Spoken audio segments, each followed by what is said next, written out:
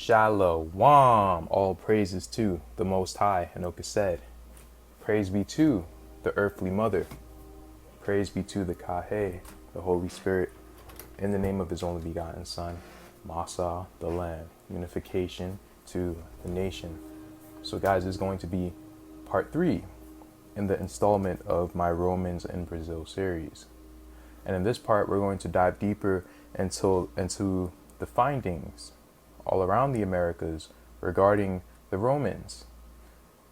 And what I hope to show you is that certain things were here that could have only been here at a certain time period that relates to the so-called Jews. Now, I hope I have this open. Yes, I do. So this is from the book When Rocks Cry Out. This is an outstanding book, truly an outstanding book.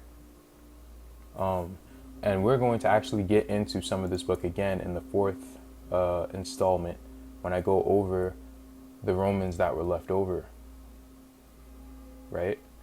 But this brother knows, Horace Butler knows, that something occurred in the Americas in regards to the Romans. Now, we're not going to go over the Jerusalem connection, but this is what we will go over. Let's start right here. The map was famed for the impossible details about the Americas that it showed. It even revealed the Pacific Ocean before it was rediscovered by Europeans. Now listen to this. Who had lost knowledge of the Americas after being expelled from the Western Hemisphere during the Dark Ages. This person, I don't know how to say his name, admitted he got information to make the map of the Americas from works left by ancient Egypt. And then he removed the name America when he published the map again. Some believed this person had been forced to remove the name that Egypt had given to the Americas, along with other curiously accurate details about quote-unquote the New World. Why? Because this was not discovered. They already knew about it, but they were kicked out a long time ago, and then they were back. What does that remind you of? The beast that was revived in Revelations. Now, let's get on to back to the medieval empire, the Israelites, the eternal drop that keeps on dropping like a broken faucet. You feel me? So let's go. Let me see where I want to go.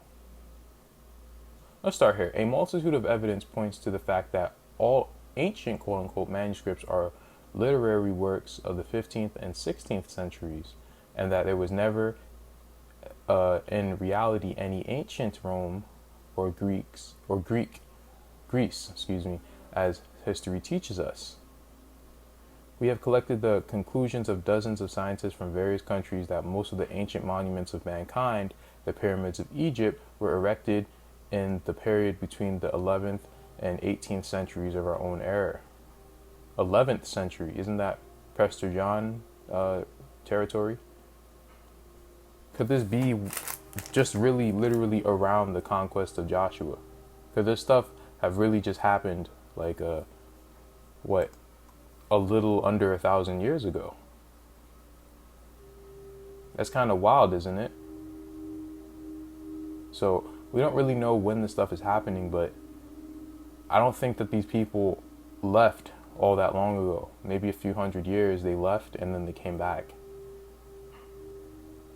But I don't know. This is all theory, right? But you're going to see that, after they had their war, it ended with the formation of a colossal empire with a capital in Istanbul, which at the time was called Jerusalem. Its territory included a large part of Europe, Asia, and all civilized regions of Africa and Japan. Now, there literally were Israelites in all these areas. And then he says there's a good reason to say that the Aztec civilization was also included within the empire. And its subjects named their country Israel and practiced that religion, which is more or less that presented in the Old Testament. They named their faith Catholic. The original Catholics, the original people who were in Europe that were teaching the New Testament, the legend of Prester John, because Prester John is more so of a title rather than an actual person. But in this case, it was an actual person. That person was John the Baptist. Marco Polo, the person who was all around Asia, was Paul. So a lot of this stuff happened not too long ago. But they have to rewrite history because they don't want you to know where the source is. Where did everything originate from? Just because they named their country Israel and they named their capital city Jerusalem, they're naming it after whatever they had over here. So it's not actually that they made their own. It's really that we made one over there, which is what I guessed in the first place. So during the Dark Ages, we made our own city over there. And then they took us down and used all of our stuff to enslave us. So that's kind of what's going on right now. They changed so much of history, it's crazy. But we're going to go over the artifacts, the coins, and the things that were in the Americas that are just too odd. Too odd. It's like they were here during the same time as as the Jews were fighting the Romans. Why would they leave such a lush land? What would make them leave? And you're going to realize that these people were here from the so-called 1st century to the 8th century. So they were here for a while. And they finally got kicked out after a while. There are a number of details that run counter to Christopher Columbus's discovery of the Americas. And we're just going to move down. More hijack history. Let's move down. Out of place artifacts. There have been a number of anomalous finds suggesting that the Norse weren't the only ones to have predated Columbus in discovering the New World, making it possible that even Ericsson's landing was predated. Really? So was it the Vikings that discovered America, or was it the Americans that went to where are the Vikings? Whatever, wherever they are in Europe, in Eastern Europe, I forgot what it was called. But they found jars dating between the 1st century BC and the 3rd century AD, definitely providing that their origin from the Roman Empire. This is during the time, so I think the people who wrote or at least translated the brother of Jared, they believe that Hamashiac actually was crucified in the 4th century AD. So according to their, I guess their timeline, this would be all before. This would be all a little bit before he was crucified. And the Romans did have us under their thumb during that time, didn't they? Yes, they did. Their discovery was made by marine archaeologist and treasure hunter Robert Marx, who turned over the jars to the Brazilian government under the assumption that he would have the opportunity to return to the site and explore further. When he returned, however, he found out that the Brazilian Navy had dumped slit all over the wreckage, literally covering up his discovery. These people set the Navy to stop him. When Marx confronted the Brazilian government, he said he was told that Brazilians don't care about the past. Let's move down. But why would they do this? Why would they want to hide this? There's other evidence of a Roman presence in the Americas further at the, it's a temple in the Toluca Valley just outside Mexico City. There, archaeologist Jose Garcia Payon found another terracotta artifact that appeared to have come from the ancient Roman Empire. They were all over the Americas, bro. All over. Roman coin in North America. Several caches of Roman coins have been found buried throughout North America, dating back to the 16th century. This has led many to believe that it could be evidence of a pre-Columbian European presence. Now, people, of course, they're going to say, well, these are fake, this didn't exist, you know, whatever. But the truth of the matter is that why would they want to hide this stuff? Why would they? Why is this stuff not popularized? And there's a reason for it. So we're just going to keep skimming through articles. Ancient Romans landed in America. Staggering discovery will change history. How? How would it change history? The fact that they came here and stayed here for a little bit, according to them, and left? Came here by shipwreck? This is why Agrippa was telling the Jews, listen, y'all can get touched too. You saying the Romans can't cross the ocean? Yes, they can. They conquered like everything of the known world now.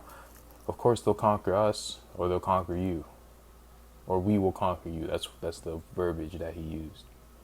So a Roman sword was found here, gold Carthaginian coins. Now, man, I should have opened this up for you guys. Maybe next time. In fact, yeah, I think it would be appropriate for the next video. But they thought that the Indians were Carthaginians. In other words, they thought they were Romans. They thought the lighter-skinned Indians were Romans. But a lot of these Indians were so-called mixed or mulattoes. Yeah, because honestly, the Israelites, they kept taking women from other people. Why do you think some so-called natives and Hispanics, they share DNA with Spaniards? They share it inherently.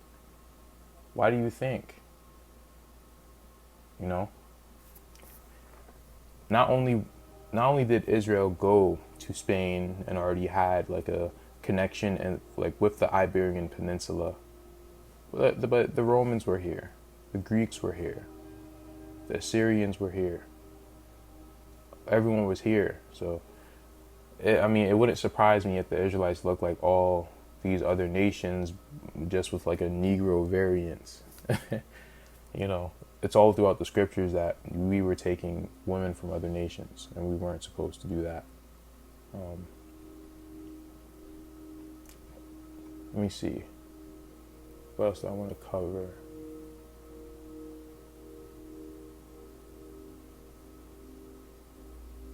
Yeah, let me just read this. So there's a Roman sword that they found. It's right here.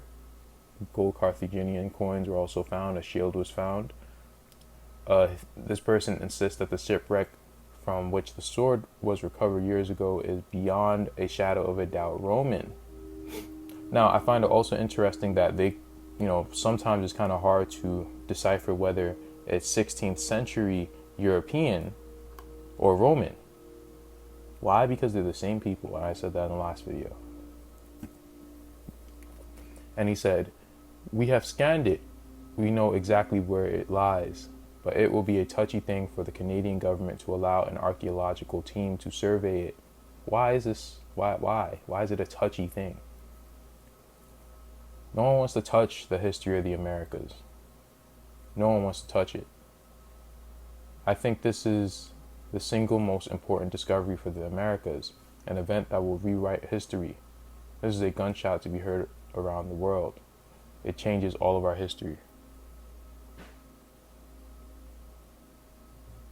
Let me see, what else do I want to go over? Nothing much really here. Let's move on. So these are the different places that they actually found Roman artifacts. And for whatever reason they left out the coins in Haiti or Hispaniola for whatever reason. But there's also other places. They found them all over, like the coastline of Brazil. Like, why would they, or South America, I should say, why would they not include that? So this is not even all the places that they found them, but they found them all the way here, and that with the Aztecs, all the way up here, and this is an ancient. This was a what was this? This was a colony. Look, it was a settlement. How'd they make a settlement all the way over here? And they're coming this way, all across the Atlantic, supposedly. I mean, all of it is on the East Coast. Kind of crazy, isn't it? Let's move on to Brazil, though, because we are focusing on Brazil. So, but the reason why I'm actually focusing on Brazil is because this was like, these are like the oldest supposed artifacts. These are found in the 2nd century. The rest of them, it seems like after they were here, they moved up here. But here's another thing. In Kentucky, they found coins that were only possible or only found in their so-called Israel with the, what do you call it? The rebellion of the Jews. The coin revolts. I think I touched on this before in one of my other videos. So I just wanted to show you these are all the places that they found them, and there is more than this. How are there so many artifacts in the so-called New World? It's so odd. Now, this was a paper written in 1982. Artifacts found near a bay near Rio de Janeiro, or Janeiro, I don't know how to say that, may mark the wreck of a Roman ship that could have reached Brazil 17 centuries before Portuguese adventurers discovered the region, according to a leading underwater archaeologist. And you've seen this before, Roman jars and everything found here, and we have marks, right? But here's the thing: they find so many things in Brazil. They find Greek things in Brazil. They find Roman things in Brazil. They find Phoenician things in Brazil. They find Tyree Zidon writings in Brazil. Why are all these things in Brazil or in South America, on the east coast of South America? Why? How is that possible? This is very odd, isn't it? Oh, let me see if there's anything to snag out of this. No, it's pretty much the same thing. Let's go to another one. Underwater exploring is banned in Brazil. A dispute between the Brazilian Navy and an American marine archaeologist has led Brazil to bar the driver from entering the country and to place a ban on all underwater exploration. So after he found the Roman artifacts, they were just, okay, let's get the Navy out here. Bro, that's like me finding a piece of gold in my backyard and then the next day the National Guard is outside my house. What the hell is that? You kidding me? And they're not even allowing him to enter Brazil. And then they covered this up. Let's see what else we can get out of this. Let me see. I can't highlight anything. That's why it's like I have to just like skim through this again to remember what I read.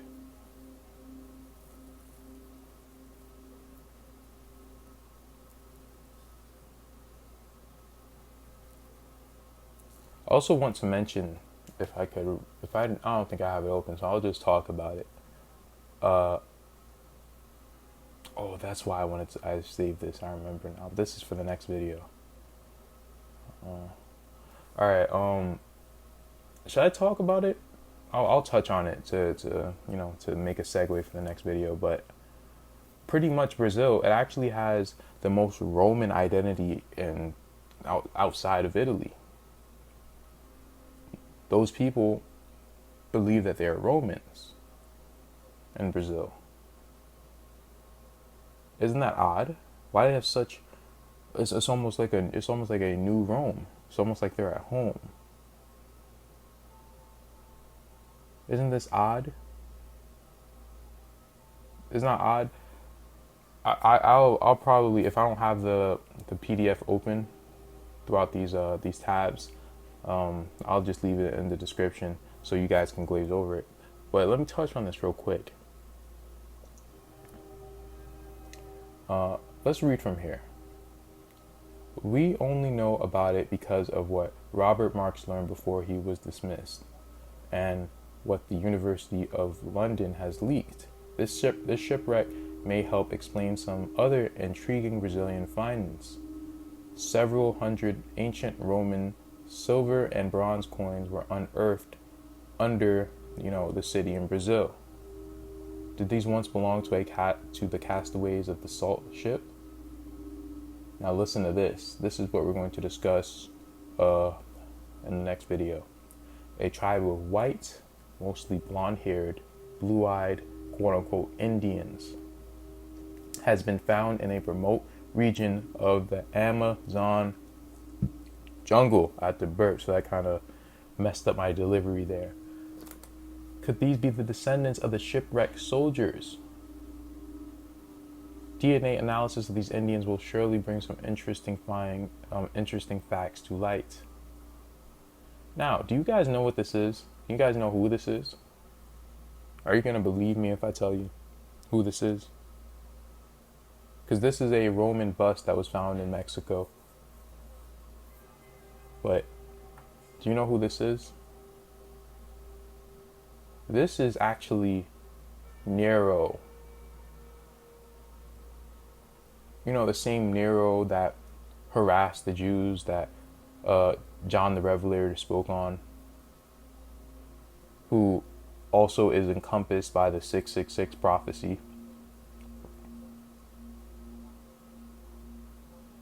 Why? Why would NERO be here? NERO?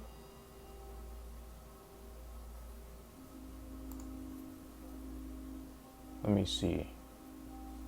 Nope, this is for next video.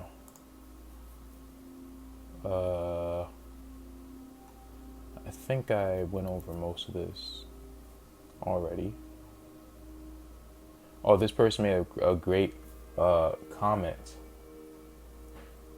But let's read from here. Even assuming Marx was operating in good faith and his moderate claim of a single Roman shipwreck rather than any sort of ongoing exchange stands out in his father. The lack of documentation of the find and inability of independent analysis and confirmation of recovered jars makes them unreliable as a point of evidence. And this is what I don't like what people do. Just because there's no evidence, that doesn't mean it didn't happen. Why do your brains work that way?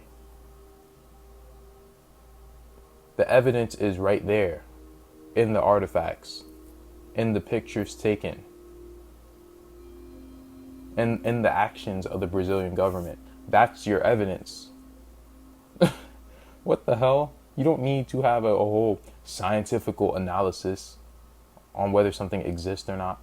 That's how idiots think. Fools, they search the whole world for the truth when it's right in front of your face. That's what it says, and I believe in Proverbs. Because it's true. That's just how idiotic people think. People act like it's smart now. No, it's just actually just stupidity. To need evidence of every single thing that you see. That's not what's stupid. What's stupid is to think that if you're not doing things through the rule book of the oppressor, of the people who are lying, then it doesn't exist. If there hasn't been any documentation, it doesn't exist. So if I have a house that I've had for 300 years and you make a new rule about land and deeds, and I don't have any of that, and you come and kill me and take my house, and now you write your own deed, is that now your house? Well, there was no documentation of me having a house, so it didn't happen. That's how people think. They're really stupid, and they're really wicked, honestly. But anyway, I'm sorry for that rant. And to add to that, the Brazilian government wouldn't actually have anything to lose from the fine. They would gain a tourist attraction, which means that there should be an increase of credible information to verify the sources. That's my point. So why would they block him from trying to expand? They're saying, well, you should have more because they would have nothing to lose. Yes, they do have something to lose. You're proving your own point. If they have nothing to lose, why are they trying to block this person from doing more research, from diving? He's not asking for their help. He's just, he's just trying to, to discover something. And they don't want him to. Why? You said it yourself. They have nothing to lose. So why did they bring their navy?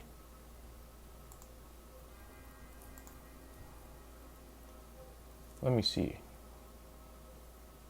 This is going a bit too long, so what I think I'm just going to do, leave these links in the description and wrap up. Let me touch on this. This is a novel that was written called Treasure. It's an action-adventure novel of Clive Cussler. The book starts with a historical prologue in which Julius Venator, a Roman, along with a group of Roman soldiers and slaves, sail in a fleet of ships ferrying treasures from the Library of Alexandria before its destruction to a secret location to be buried in caverns. After the treasures are buried, the people, what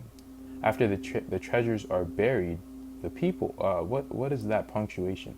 The Roman soldiers and slaves are all slaughtered by the natives. What story is he telling? While one small ship manages to get away, they never reach the land, and the secret of the treasure is lost. So this is almost a story about them coming to the New World, them staying here for a little bit, and them finally being expunged.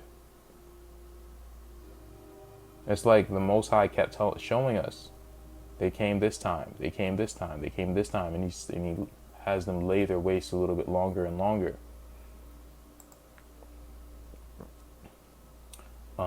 This is the article, and it pretty much tells you that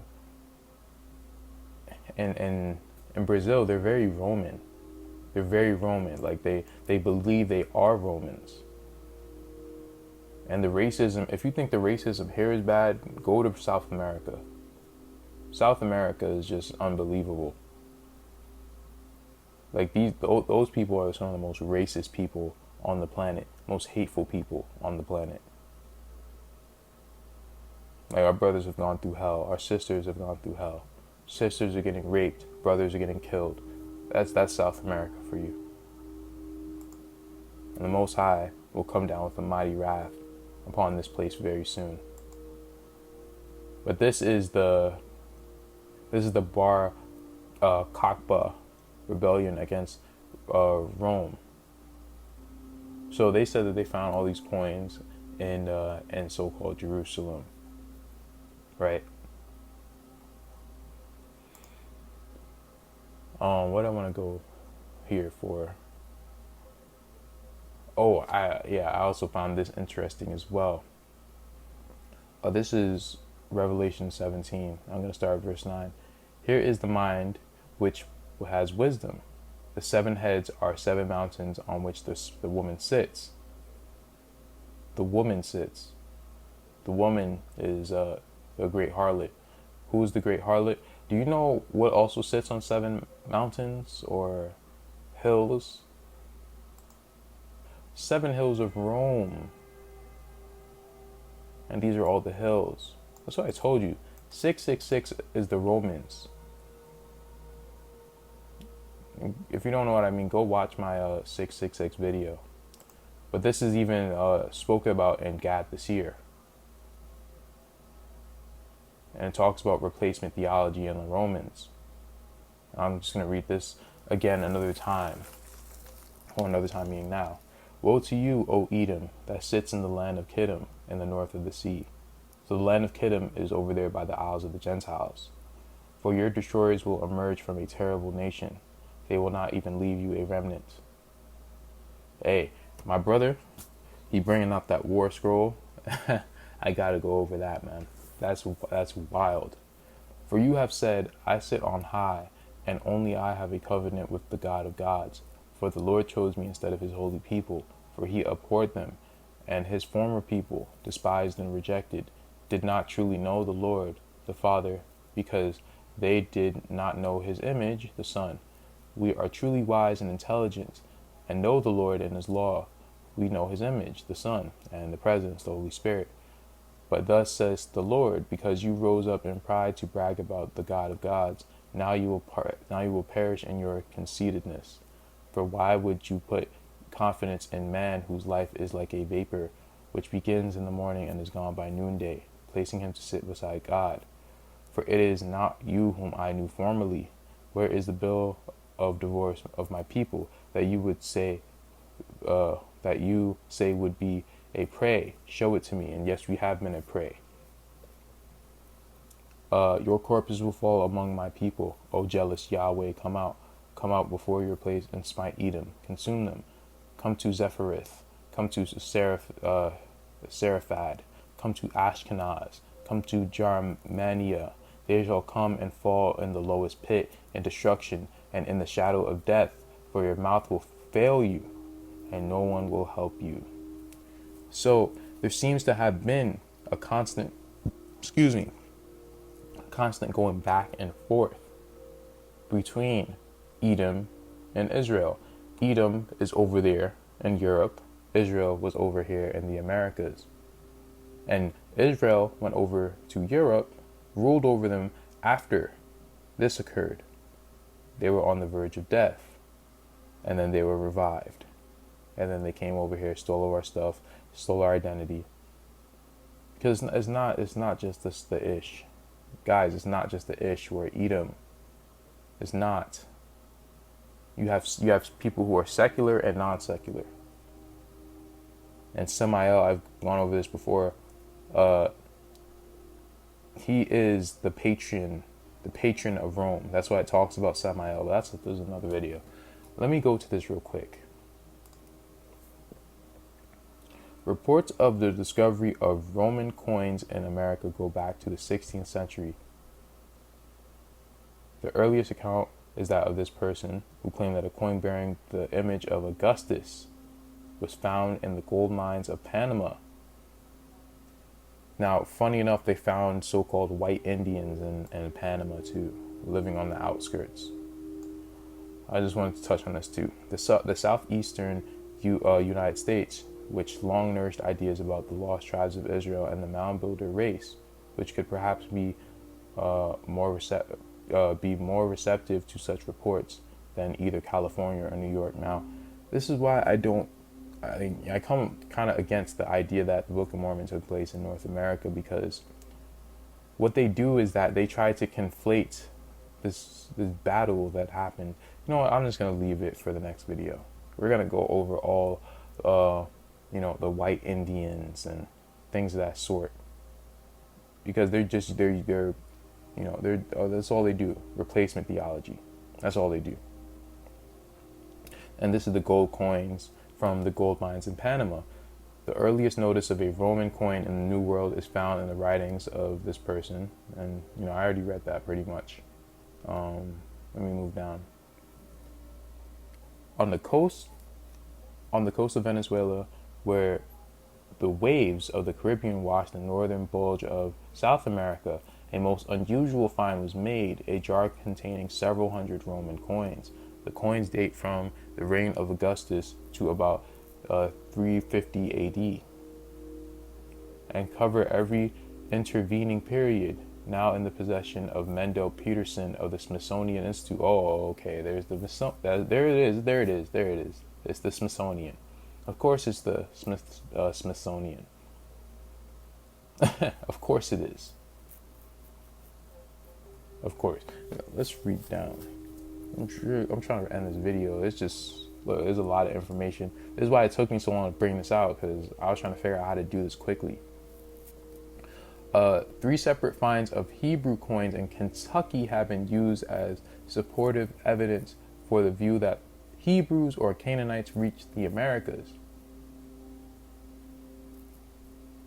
Other contacts with Roman Mediterranean of the 2nd century AD have meanwhile come to light in Kentucky, where inscribed Hebrew coins of Bar Kokhba's rebellion against Rome. Why the hell is this here? Why is this here? Why is this here? Why is this here on the east coast of the Americas? What the hell is that about? That don't even make sense. The assorted coins were found at different times and in widely separated areas. At Louisville in 1932, at Clay City in 1952, and Hopkinsville in 1967.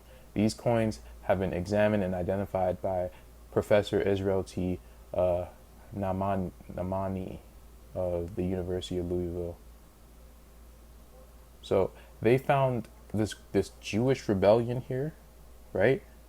And this so-called Jewish rebellion occurred during Nero's time. And they found Nero's face bust here. What is going on right now, man? What's going on? Now, let me see. Let me see if I can move down. Now, I didn't actually read this yet, but let's read it because I think something just caught my eye. Both Meshorer and Marcus are experts on the Bar Kokhba period. Marcus was an outstanding expert on Josephus. Oh well, we went over Josephus, right? And had written on the Dead Sea Scrolls as well as other subjects. Some of Josephus' stuff was written literally in the 16th century. Some of it probably came from, before, right? During the first time the Romans were actually here. Mishra's Jewish coins of the Second Temple period is considered authoritative. Okay, sure. You see how they give themselves these lofty positions? They say that they are the experts. You have to listen to Josephus. You have to listen to this face rat dude. Why? And then they say, and they claim that these are counterfeits or whatever. Oh, well, they found Greek stuff, they found Roman stuff here. Well, it must be counterfeits. The fringe American archaeology, transoceanic and transcontinental contacts with prehistoric America. So we're just going to go over this real quick and then I'm going to end the video. So let's just read this real quick.